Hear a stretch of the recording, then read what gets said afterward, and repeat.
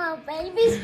All right, welcome, boys. Welcome into the show. Let's get our opening takes on the table. Allow me to start in the wake of the Patriots and Bucs Brady Belichick game on Sunday night. It's over. As much as it can be over. The drama is over. The saga is over. The soap opera is over.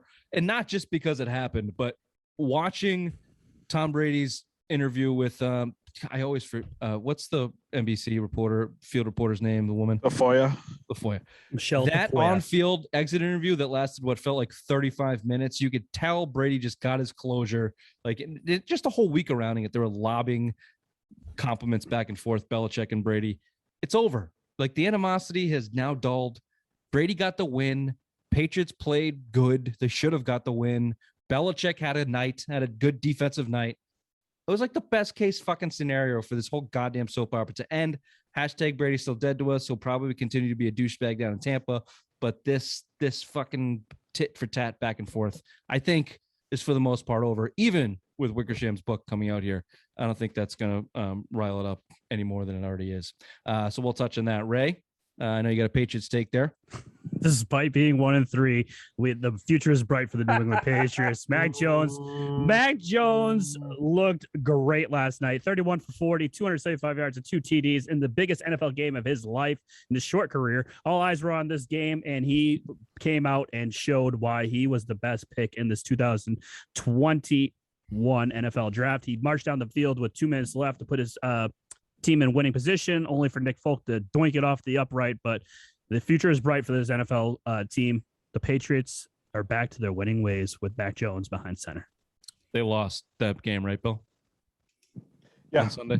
Yep. Okay. Don't worry, baby. It's all coming back. Unless I passed out and just dreamed it, but I'm pretty sure the final score was possible. They lost. That's possible, trash can. It's very possible. Of course, we'll talk about Mac Jones tonight. Bill, your opening take, please. Red Sox season failure. Playing the home playing game, wild card against the Yankees. Failure of a season. Failure to address at the trade deadline. This isn't a win, in my opinion. Not a win. I love that you're just assuming they're going to lose, because if they win, it's not a failure, right? Yes. Of course, we'll be touching Brady, Patriots, Bucs, the Brady versus Bill saga, and is it over? Mac Jones was a coming out party for Mac last night. The Patriots team moving forward, more importantly in my eyes. Red Sox clinch with the Devers home run in Washington, and we got the Yankees coming up tonight as this is released. So welcome to the Simple Minds Sports Show.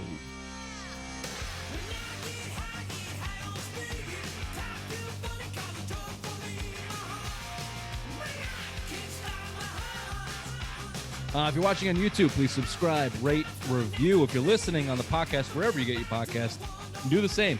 Send us some love. Subscribe, unsubscribe, subscribe again, rate, review, and whatever you do, wherever you listen to it, please share it. Tell your friends.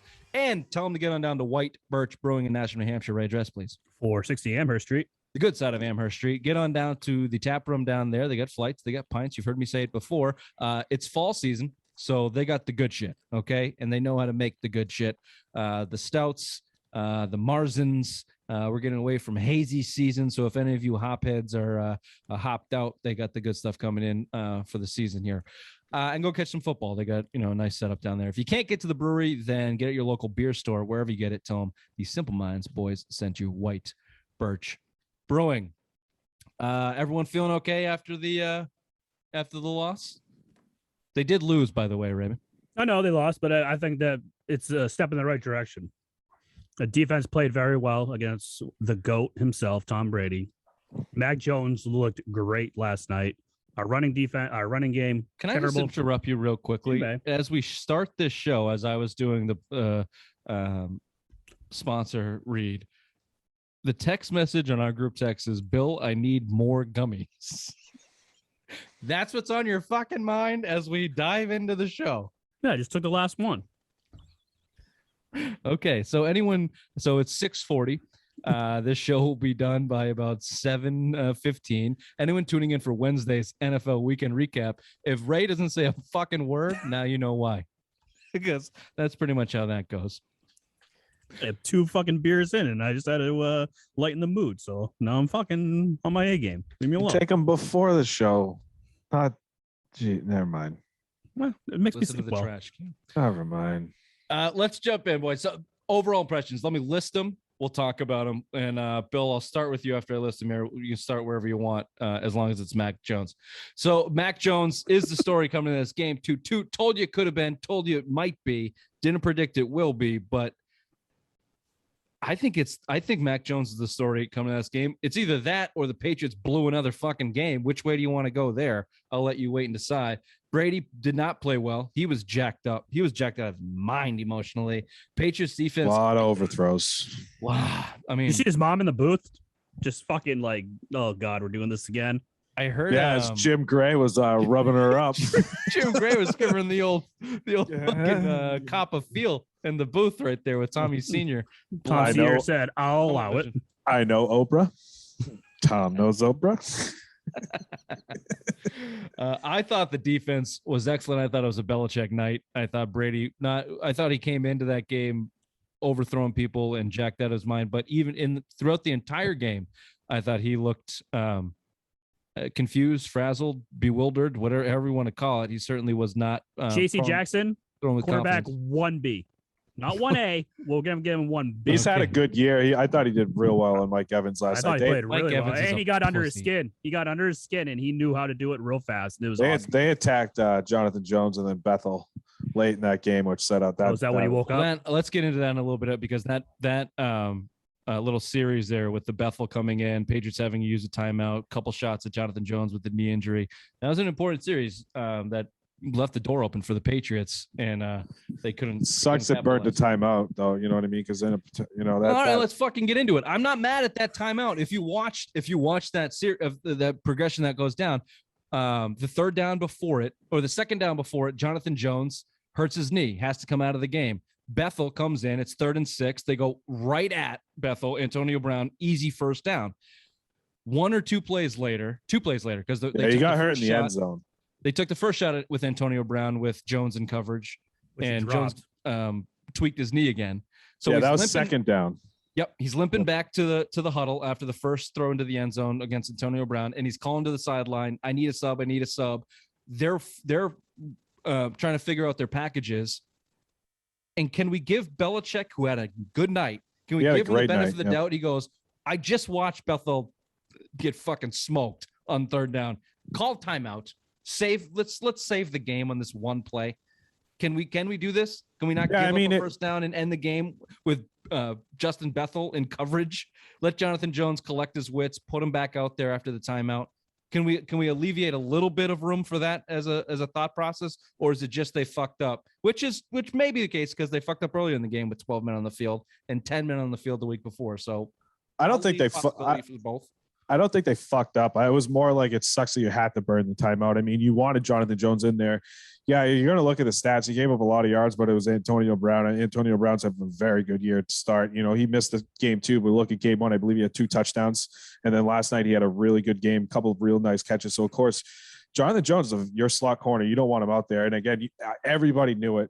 As soon as he was out, you're going against Bethel. And everybody credit to Jonathan Jones, who was not a slot corner. He was basically matched up with Antonio Brown the whole night.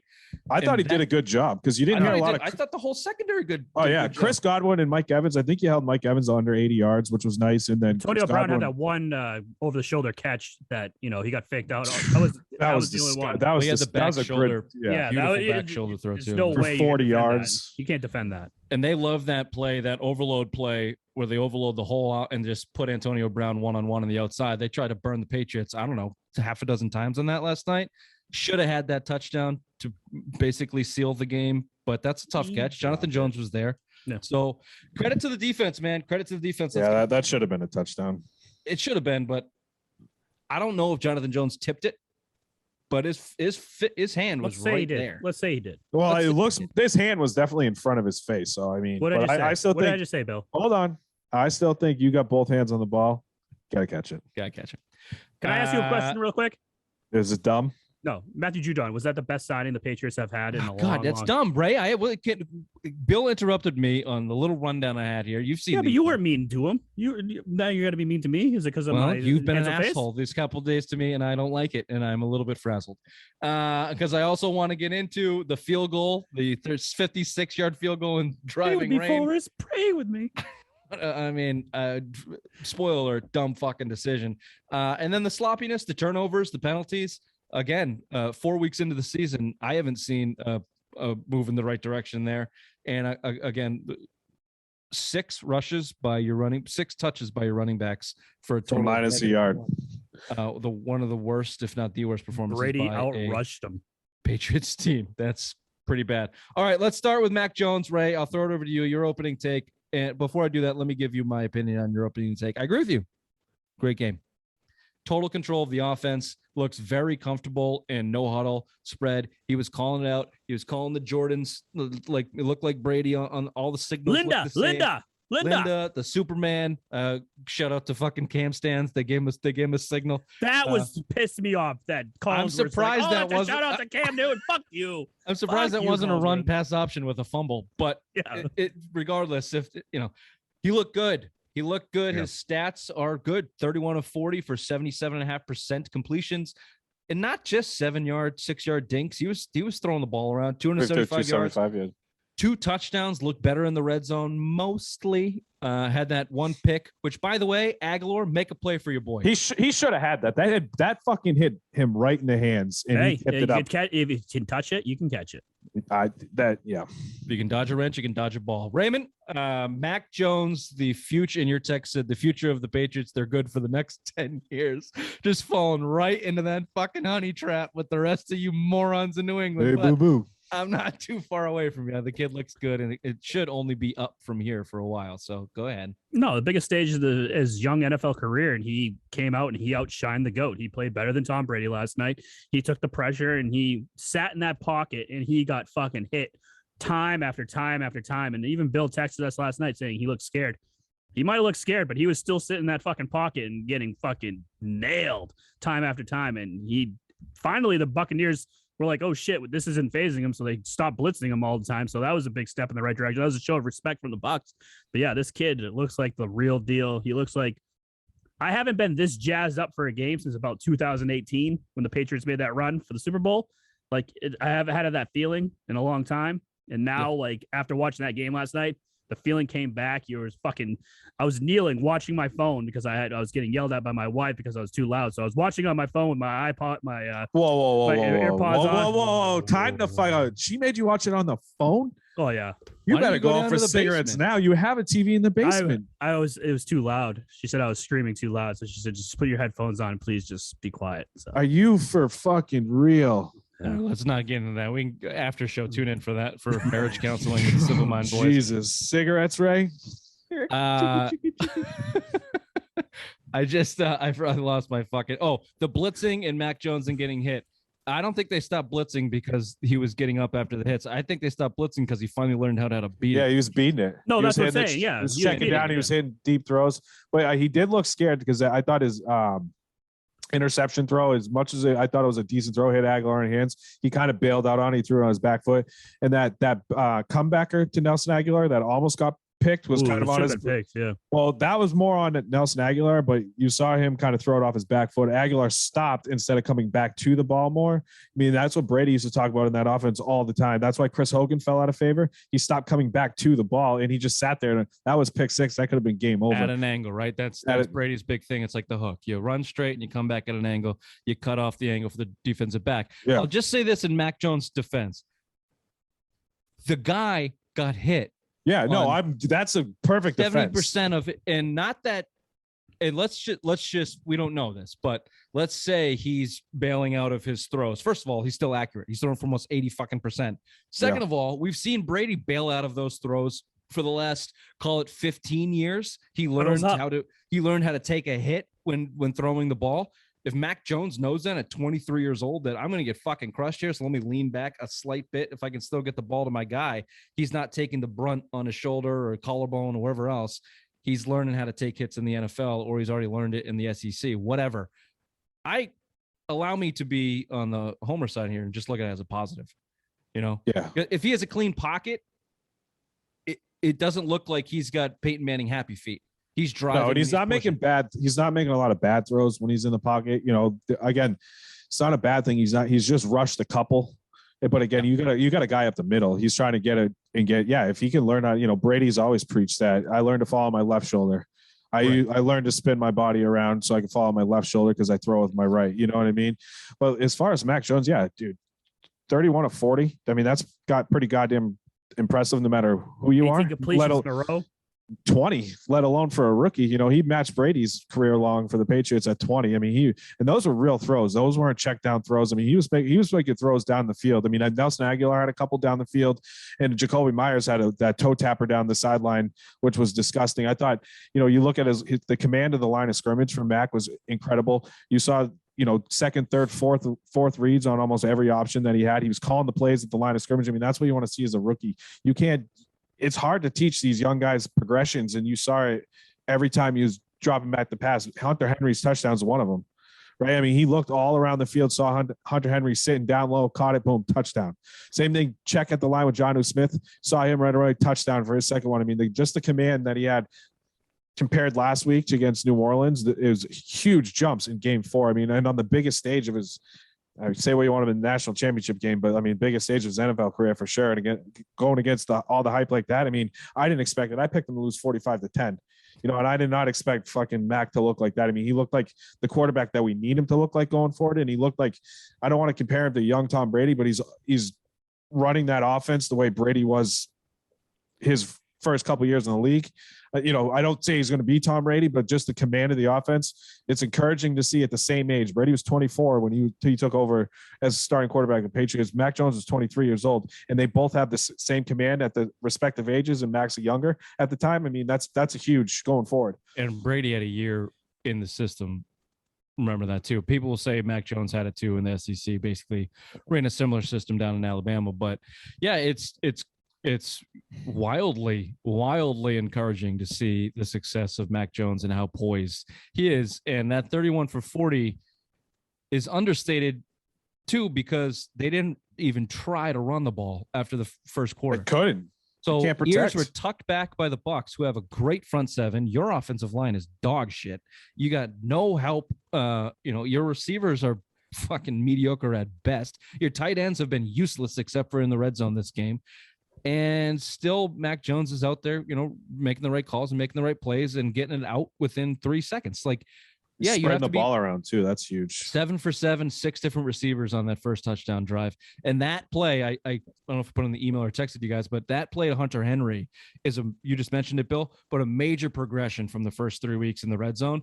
We saw it. I mentioned it. I think it was the Miami game where he threw a quick out to Kendrick Bourne, bad throw, and he had guys open, and Greg Bedard is one of the guys that have been pointing out he's got the guys open, or at least somewhat open in the red zone, in the end zone that he hasn't thrown to. He made his 3 reads, maybe 4 reads in that Hunter Henry play, and stepped up in the pocket and was looking to get a touchdown, not just get the ball out. That's a good progression for 4 fucking games in the NFL. And you said he checked it at the line with that Jonnu Smith. Are you sure that wasn't a call? Yeah, it's probably a call. I was just spewing good things. Rambles. That's all right. We'll call it a check. Let me quickly touch on this. The Hunter Henry, is he making strides? Yeah, I think so. Remember, he missed a lot of training camp, right? So, I mean, he missed a lot of time where, you got the thing, didn't he? He was injured the whole time at training camp. Yeah, he missed all 3 games. So, I mean, this is game 4. This is what you kind of want to see. You've seen Gronk. He sat out 4 games 1 year. So, 13 or 14, I think, one of the years after they won a Super Bowl in between.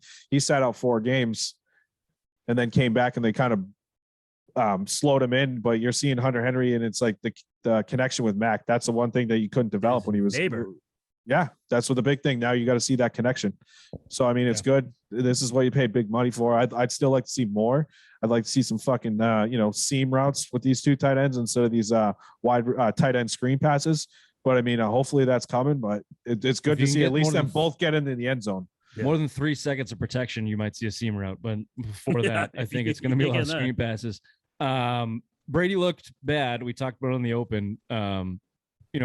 He Brady'd it. And the final possessions of the game. Thank you, Kyle Van Noy. Big penalty, pass interference on Kyle Van Noy. Justifiable call too. He fucking terrible tackled fucking him. Play by Van Noy too. That's Leonard Fournette. You ever watch that guy catch a ball? That thing was about to bounce off that guy's chest into McCourty's hands for a pick six, and he tackles him. He tackled him, and then he's like, "I didn't make a fucking." Shut up. Yeah, that was a bad play by Matthew Slater. Thanks a lot. He got beat, and then he tackled him instinctually. You can't blame him, but that was Brady being Brady.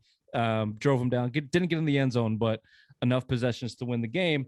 However, like we mentioned at the top, I think the defense was good. I didn't put this in the email, but let me ask you, was this Bill Belichick on the headset calling these plays? And I think he had a lot of input. Is getting a lot of credit here, and normally he's the play caller. Ray's doing the tongue awesome thing. That was fucking Steve awesome. Belichick was fucking licking bath salts. He's probably on fucking Molly. Irene's V. Cottonmouth. On fucking camera. But didn't it seem like a classic Bill Belichick or who's head coach in Miami? Brian Flores. When he was here, he used to call games like this. Just a real good feel for the game, understanding when to call what, mixing it up. It felt like Belichick was pretty heavy on the headset last night, but they also had a good game plan going in. So I just want to give credit to the defense. Yeah, you confuse Brady at the line.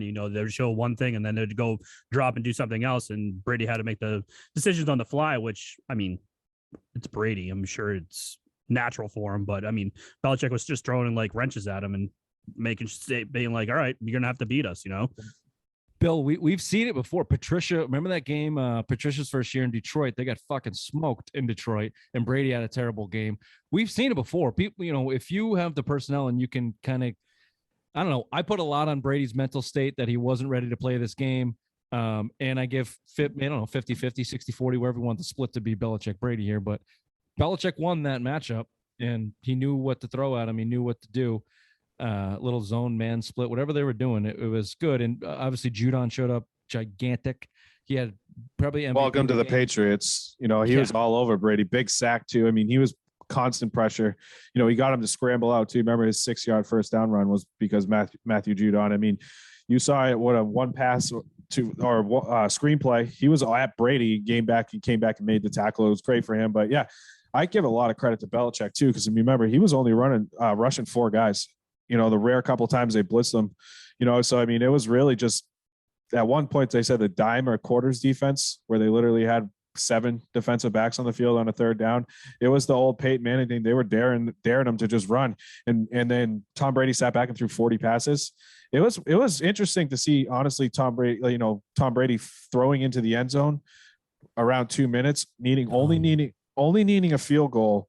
And 2, that's his ego. I get you at a one-on-one match, but I don't know if it's him thinking you need a touchdown to win this game, but you're going to trust your defense out there against a rookie quarterback, right? So there were some questionable things. I don't know if it was what Bill gave him, but I think that was the fucking game plan. Yeah, that was Brady's ego. That was Brady's ego, and Bruce Arians being a boob of a head coach, being like, "Yeah, go ahead, throw it on this down, try to score it in the end zone," even though they just needed to milk the clock and kick a field goal. That's all they needed to do. That is called why Bill. Can I ask you a question before you go, Rich?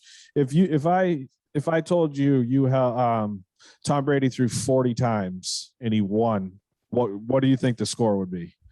30. He's scoring in the 30s. 30s. 19 points. You know what I mean? That's Bill. That he knows. Well, Brady's good. That scenario that you just painted, Bill, is Belichick's biggest check mark in the coach and Brady situation. Because if Brady was the offensive coordinator for the Patriots all these years of the end of the career like you want it to be, he'd be out there throwing the ball 70 times a fucking game because you're the competitor. You're on the field. You don't have the same balanced thought process of someone watching it from a different third-party perspective. That's why coaches coach and players play, Tom. That's why coaches coach and players play. And the more you watch this Bucs team, it's more of a fucking miracle they won that Super Bowl. Just on Brady's will, they won that Super Bowl. And now you have Arians after the game basically bitching that no one talks about him all week. Oh, fuck you, dude. I heard that on the radio. That fucking ship is going down. No pun intended, Buccaneers, pun intended. That ship, I don't know if we mentioned it this show or a couple shows ago, or maybe I wrote it in the blog. The egos in the NFL are not They're clashing fucking titans everywhere. And the fact that Belichick and Brady made it work for 20 years is amazing. And the fact that Belichick went in and had a 23-minute conversation with Tom after that game tells you in the visiting locker room. In the visiting locker room after a week of sending compliments back and forth, after a year of sending veiled shots back and forth, just shows they respect each other. They know what they're worth to each other. They also fucking hated each other at one point in time. Welcome to a relationship. Ray has to watch Sunday Night Football on his fucking cell phone. Welcome to a multi-decade relationship, people. And Brady just didn't want to do it anymore. And I think there's a piece of him that regrets it. And I think we saw that Sunday night. Well, he took in the crowd, the way that he had that final interview with Michelle, the way that he addressed the Boston media afterwards, and just the way that he was talking was like, fuck, man. I miss this. They do it right here. I remember what it's like here. It's business. It's football. This is what I love. I gotta go back with these fucking jamokes and try to keep them all in line for another season. And I want to play to them 50. Fuck me, man. This ain't gonna work. No, and I mean, he just chose the better place to win, which was Tampa. It was good for him, but I think a little bit. You saw the leading up to it. He was crying throughout the week. You could see, like, in the press conference when they asked him if he was sick, he was just mentally worn down from, I think, the hype. I think this was the one thing that finally broke him. Super Bowl after Super Bowl after Super Bowl. He didn't, maybe in 07 the hype might have got to him, but I thought for real, like, this is like, holy shit. Like, the moment you saw it again, he stood on the field. He spent a lot of time on the field, and just the conversation with Bill, and even I thought it was good on Tom to go out of his way to say this isn't how it went down. This, you know what I mean? It was just like kind of bad, diffusing a lot of shit that Wickersham was saying about how the way. I thought that was good for him to publicly acknowledge that. I mean, I don't think you're ever going to get the real story. Wickersham's been pretty true on a lot of stuff, but it's good to see something like that. And again, to your point, Rich, it's over. That was it. That was it for the career for Brady. I think that was one of his last achievements leaving. He just wanted to beat the Patriots. He's beat every team now. It's good on him, but the hype is real. Stop the who won this, who won that. It's over. Let it go. He got the Super Bowl. He got the win. Whatever. The Brady lovers could say it was all Brady. Belichick lovers will all say it's Belichick, whatever. Just let it go. Water under the bridge now. It's over. No more hype. Just let it go. Let the career go one way. Patriots go the other. Boom. When it comes back for him to retire, bring it back up then. But that's it. No more of this shit. Yeah. I mean, I think Belichick's legacy is still on the line. If he has a 6-win team this year and can't get into the playoffs without Tom or something, that's going to reflect on him. But the immediate Brady versus Belichick media war that we've seen for the past 18 months, I think it's done. And how fucking dumb is Seth Wickersham and whatever should have put that book out to this release week. That thing after this game? Yeah, I mean, maybe they thought that it would be, blood spilled in Foxborough and people would want more of it. But that's a risk that I don't think is going to pay off. Like, I don't care. I don't really give a shit about the Seth Wickersham book now. I know what the fuck. We know what happened. We lived it. For you. We live it every day. Anyone who's married knows what fucking happened. It's sick of each other. Ray watches fucking Sunday Night Football, the biggest regular season game potentially ever, on his cell phone with headphones on. And yelling mutely at the fucking wall into a pillow. You sound like a homeless man. Yeah, I feel like it sometimes. That's all right. At least you get white birch, bro. I got plenty of cigarettes over here if you ever want to, go on a run. Tough choice. Can't say that, stupid. Now she knows where I'm going to go. She don't listen. A couple last quick points here on the Patriots before we move on to the Red Sox clinching the wild card division and celebrating with champagne. Did I say wild card division? Wild card game. Let's talk about the field goal real quickly. Are we all in agreement, or Bill, do you want to disagree with us here that not going for it there was a chicken shit move or just the wrong move? Honestly, I'm kind of on the fence about it. I think it's like a damn if you do, damn if you don't thing. I thought. Do you need Rich to say what his point is real quick? No, let me finish. I think at 56 yarders, I don't really want to trust Nick Folk in that situation where the way they're kind of moving the ball up and down the field.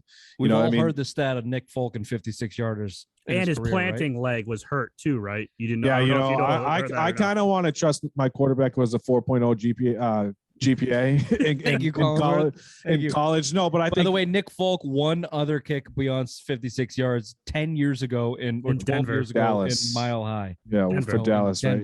Yeah, but it was for Dallas, right? So, anyways, either way, whatever. It was in either way, Mile but no, of course you know I would rather put my trust in Mac there. I mean, he had that play. It was just batted down at the line. You could probably run it again and you probably would have had it. You needed 3 yards. Again, if you were a 47, 48-yard field goal and it's 4th and 3, I'm taking the 3 points. I just think 56 yards right there is too far for Nick Folk. And good on him. He almost made it. You know, I would have taken back everything I said if he fucking made it, but it was a tough night to fucking kick there, especially long distance where up until last year, you weren't trusting Nick Folk for anything longer than 40 yards. Granted, us in Philadelphia holding hands is prime example of why. So, I mean, that's where I question it for an extra point. Yeah.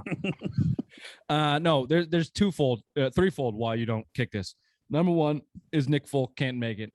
You're right. Good on him. He almost 6 inches, almost put that fucker in. The guy's on a heater. Good for him. We love Nick Folk. Okay. Second reason, Mac Jones has completed 78% of his fucking passes tonight. You're chewing up that secondary. To your point, you had Jacoby Myers for a 20-yard sprint foot race to the end zone on that play before. It got batted down. Run the same fucking play. Have some balls. Third is if you make it, you give much time for Brady. Seconds and Tom Brady with 2 timeouts to go get a field goal. He just went up and down the field and you 2 times in a row. That's not.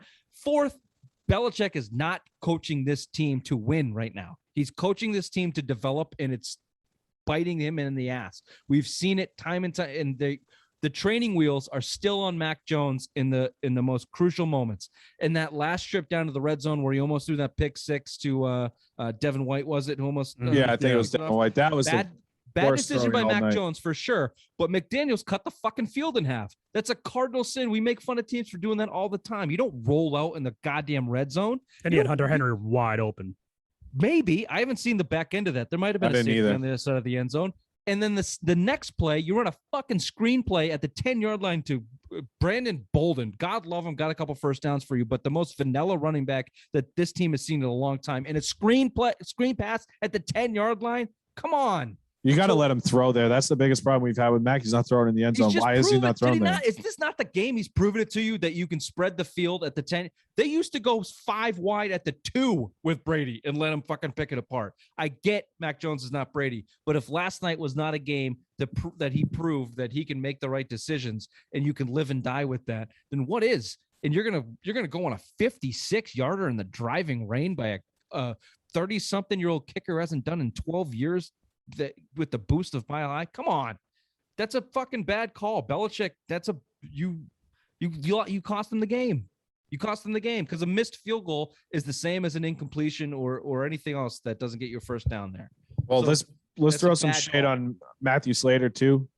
Comes down, causes a fumble, and ran 30 yards out of bounds and came back in and caused a fumble. They re-kick. Marched down, they scored. That was their first touchdown drive, was the re-kick after that play. That's a big play right there. JJ Taylor, bad fumble. You know, that guy put a helmet right on his arm, so I'll give him, that's a pretty – I don't think Bill's going to fault him. Crown to the football is usually a – I don't think Bill's going to fault him. I think that's a good – fumbling like crazy. Yeah. It was like Bill's not going to yell at him for – it's one of the, hey, that thing happens. But, man, I probably would have – that's a helmet on the fucking wrist. But that's still just momentum killers. But I think the Matthew Slater one was huge because then you get the ball at the 30-yard line going the other way. That's a huge turning point in that game because again they got the ball back directly, touchdown. Well, yeah, the Slater one is tough. Sometimes they call that, sometimes they don't. The officiating was iffy, wishy-washy. It was bad last night again. Both ways. Patriots probably benefit a little bit more on some PI calls there. Certainly the Hunter Henry one on the last drive. But what was that fumble one too by AJ Taylor? Jacoby Myers. Jacoby Myers. I thought that was a fumble, and they called it back. So thought it was a fumble. He fucking took the ball out of his hands while he had him up in the air. No, he tucked it. He had 2 feet down. He looked like he was tucking. Whatever. That one's close, but yeah. So the mistakes continue to haunt this team, and the Matthew Slater one would have put them in really good position. I forget exactly what the scenario was, but they had obviously just scored, I think, their second touchdown. Was that the Jonnu Smith touchdown? Yeah, because I think they marched right down and got the Ronald Jones touchdown and took the lead again. Right. And but the JJ Taylor one, I believe they had scored and stopped them. I think that was the Hunter Henry touchdown, and then they went 3-0 with Brady, got the ball, and then that would have been back-to-back scores, either a field goal or a touchdown, put you up by 6 or 7 points there. So backbreakers, absolute backbreakers for a team that has not a lot of margin of victory, which leads me to, and let's do this quickly here. Moving forward with the Patriots, here's a conclusion I came to today. If Mac Jones in this offense can figure out how to score one more touchdown, then they can make the playoffs. They have to figure out how to score one more touchdown. Either don't kick a field goal or don't fumble it away in the fucking red zone.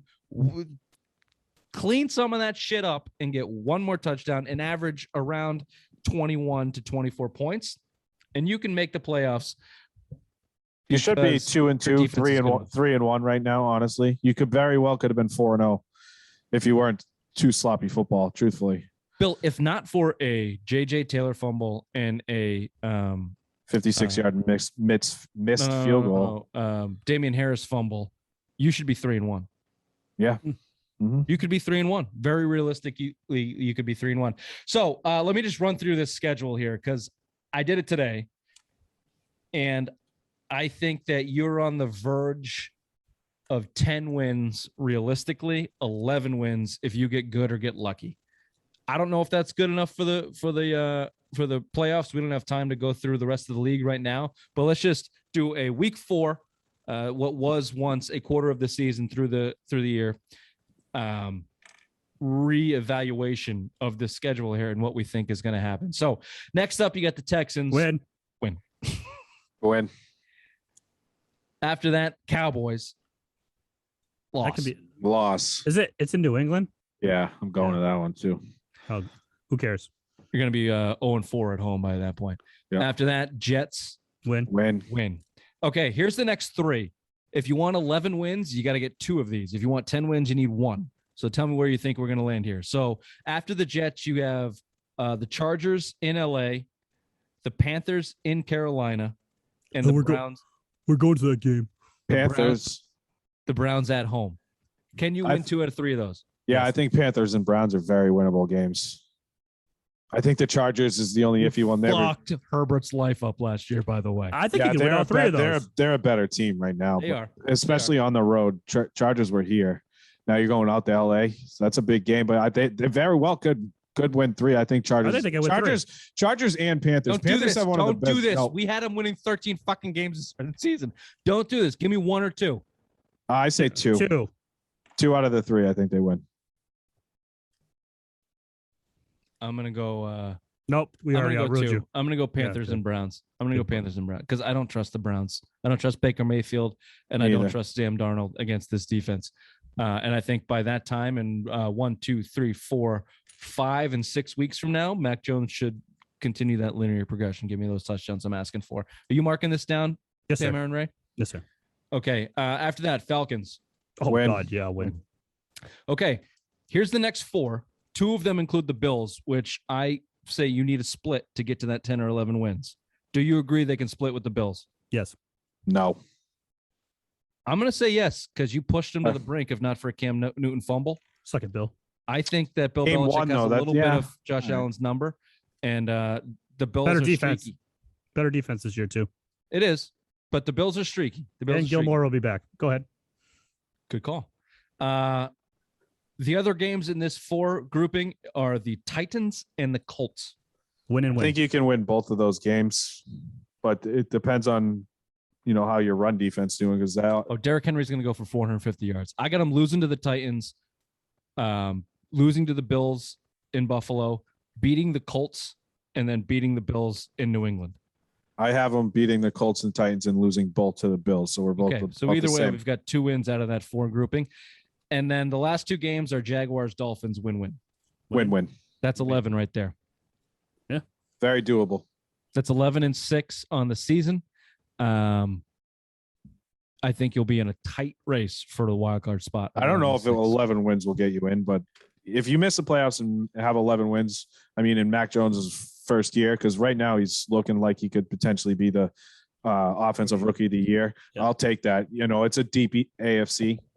There's a lot of decent teams, and especially out there out west now with the Chargers, the Raiders, and the Chiefs. Chiefs won this weekend, and then the Raiders Chargers tonight as we record this. So I mean, the AFC is pretty deep now. So 11 wins, I'll take it. If you don't make the playoffs, it's still a win in my opinion after what we saw last year. Here's why I won't, because are we all in agreement that 12 wins pretty much gets you into the playoffs? Yeah, I think so. Pissed away Miami in week 1. Although that AFC North, everybody said, as everyone said, it's just week 1. A lot of games left in the season. Don't freak out. You fumbled the fucking game away at the 5-yard line against the division opponent, who we're seeing sucks. If that costs you the playoffs, yeah, that's a second guess. Failed season. Yeah, it's a failed season, in my opinion. Take that. All right, we ran late, so stick around for some Dark 30 baseball show. The last one. But no, we'll have to do a recap of the season. God we'll have damn to do it. a Heim Bloom fucking celebration dance if they lose on tonight as we release this. But until then, this has been the Simple Minds Sports Show. Fat Tuesday weekend roundup, October 5th. Suck it, Ray. We'll see you in the after show for some Dark 30 baseball talk. Bye-bye. Bye-bye.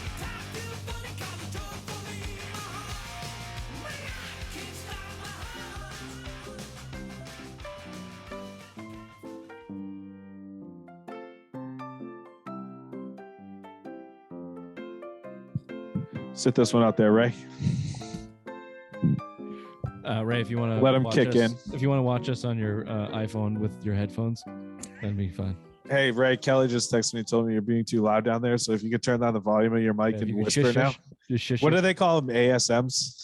Is that what they call when they're whispering? I don't know what a fucking ASM is. Is this an ATM situation for me where I'm just honest to God, I have no idea what it is either. But all I know is I thought they just whisper into the mic.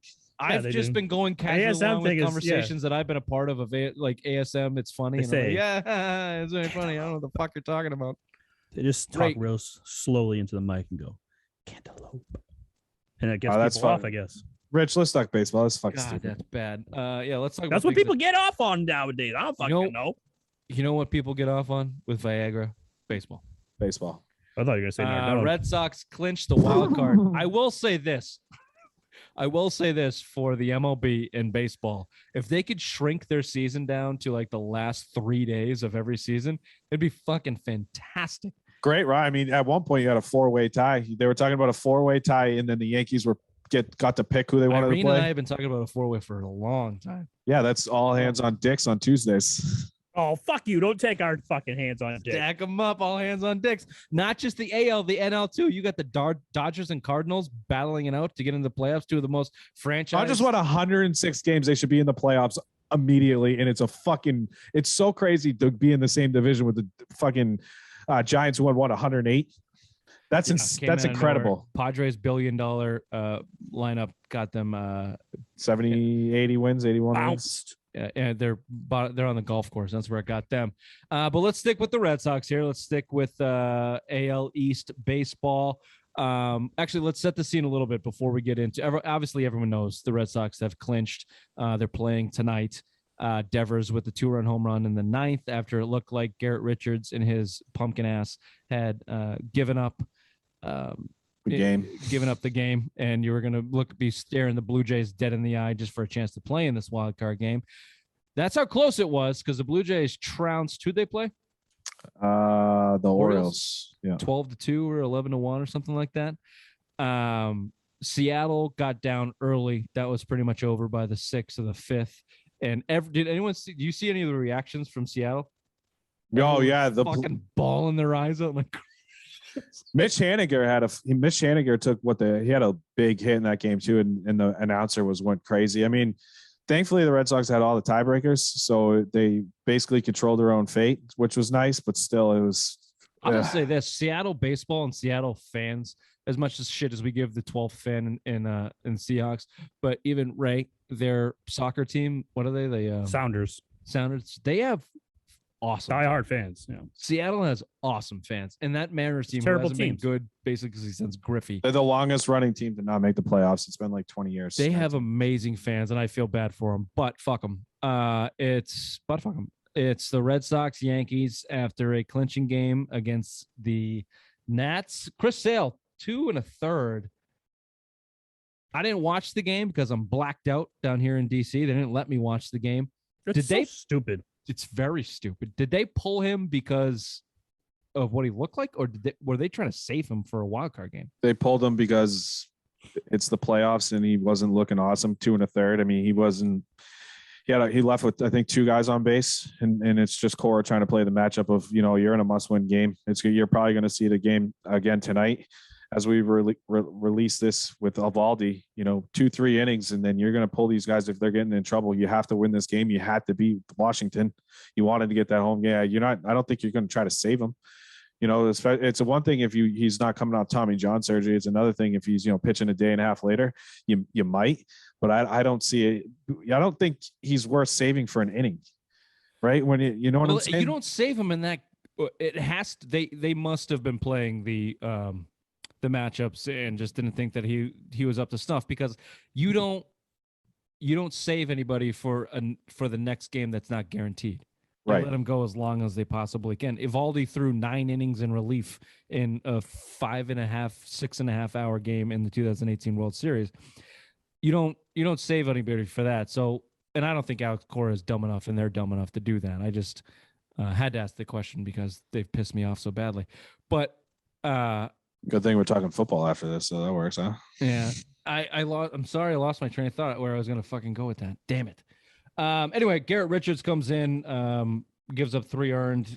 Pumpkin. Sorry, Ray, your boy. You liked him in the bullpen. You thought you found some diamond in the rough there. No, I just thought he was better off in the bullpen because he sucked as a starter. So, I mean, sucks now. It just seems like pressure and put in a position to be, a big part of this team is where he sucks. So I wouldn't rely on him one bit moving forward. However, you got Rafael Devers, who Bill Red Sox MVP. You're the number 1 player on this team. Yep, absolutely. You saw it. Give him the fucking Mookie contract. Yeah, and he's only 24 years old. Yep. 22 years old. Don't fuck around with his arbitration. Don't fuck around with his extension. He's 22 Give him years his old. fucking money. Yeah, give him his money, and if that means Bogarts has to walk, then that's fine, because this kid is a stud. Absolute stud.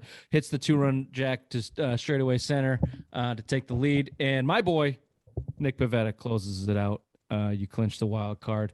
What's going on with JD, real quick? He hurt himself running the bases like a pussy. He's out. How does a DH fucking hurt himself? Come on, man. That's now he's 50-50 to sign his for next year. Good. Let him walk. Yeah, I'd let him walk. Go to the NL. I'd take Schwarber over JD, no? I would take Schwarber back, bro. Especially in Fenway. At the same time, the Yankees, and this is a little bit of something that's been grinding my goddamn gears. The walk-off hit from Judge. It was a fucking dribble at a second. They just had a man on third it wasn't a walk-off. Yeah, and they both celebrated with champagnes like bitches. Like, dude, come on, you made the wild card game. Yippee, let's go. It's today's society. Everyone gets an award for doing something special. That's what they got. Here's a little bit of backhanded positivity. Who looks worse for celebrating with champagne, the Red Sox or the Yankees? Yankees for sure. Speaking of the Yankees, actually, before I get to that, I just want to touch on my one-time team, the Toronto Blue Jays. If not for the Dodgers' fake World Series last year, and maybe even still, no, if not, the Dodgers would be the most underachieving franchise in baseball history. Right now, the Blue Jays hold that card. The money that they've spent, the investments that they've put into this team, to not even make the wild card. San Diego Padres. I was gonna say the Padres spent $1 billion, but the Blue Jays have been building they've been building it the right way and doing it the right way, and then they signed. They're gonna have the fucking Cy Young winner in Robbie Ray, and you can't ridiculous get to the fucking wild card game. You'll lose by 1 with a 108-run differential, which is like one of the best in the last 10, 12 years or whatever the fuck. It's pathetic. It's pathetic. So as much as we shit on the Red Sox, thank God you're not a Blue Jays fan. All right, Red Sox, Yankees. Ray, pay attention. Garrett Cole will be playing up against Nathan Eovaldi in Fenway, of course. Yankees are 6-0 in the last 6 meetings versus the Red Sox. Eovaldi got absolutely shelled against the Yankees last time he went up against them. Judge and Stanton are very hot, and JD, like you said, Ray, is questionable with an ankle injury. What do we think is going to happen here? Red Sox, Yankees, Bill? Yankees win. They're 0-6 again in the last 6 games. That's huge. And then you had your chance to not see the Yankees, and that was last weekend, and you got swept. That was your chance to not see them. I just think the way the Yankees are playing right now, they kind of grinded it out to get in the playoffs, but their lineup is hot. Judge and Stan right now are hitting the fucking cover off the ball.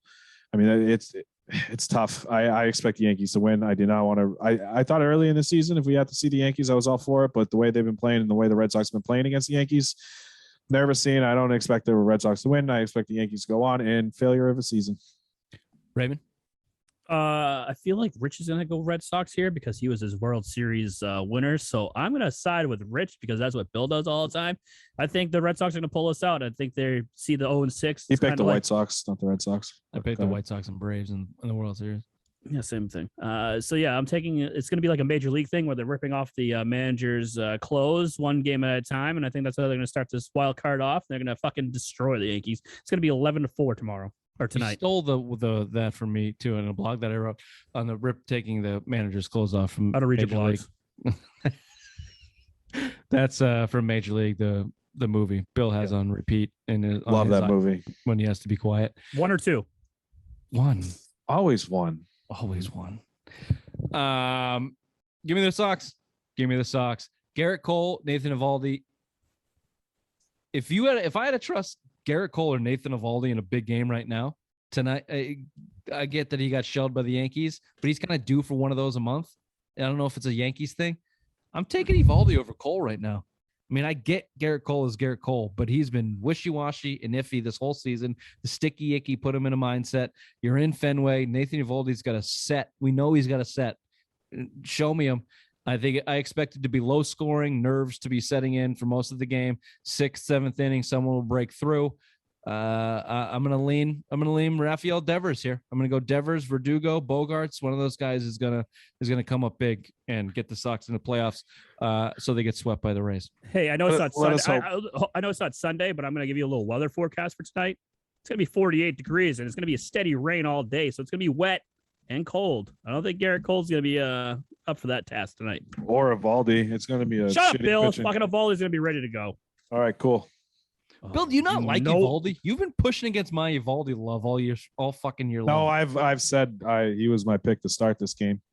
I have in a pouring rain, credit. Bad weather. I have cold. It's on fucking record. I said he was the guy to start, not Chris Sale. Pouring rain, bad weather, cold. Elements are against you. Pressure is on. Wild card game to get into the playoffs. Do you trust Garrett Cole or Nathan Eovaldi? Garrett Cole. What a cunt. Give me and this is not being biased. I honestly think this. Give me the guy with the fucking sack. Garrett Cole, obviously immensely talented, but haven't we seen him turn into a fucking puddle enough times this season to think that it could happen again? Nathan Eovaldi doesn't lose because he mentally turns into a puddle. Him. He loses because his stuff isn't as good that day. I'll still take Cole. Give me the guy with the balls. I figured it out real quick. Balls in the wild card game. I figured it out real quick. It's because it's going to be 48 degrees and Bill refuses to turn his heat on, so he knows he's going to freeze tonight. So he's very upset about that. He just wants the Red Sox season to be over. So he can I don't turn the heat on until it goes to 50 in the house. It's the cutoff. Here we go. We're going to be mid-Celtic season. Bill's going to be eating Irene's box with the fucking icicles on his goddamn mustache. That's what I take. This has been the Some Sports Show. Dark 30 baseball show. We'll see you next time. Bye-bye. Bye. Bye-bye.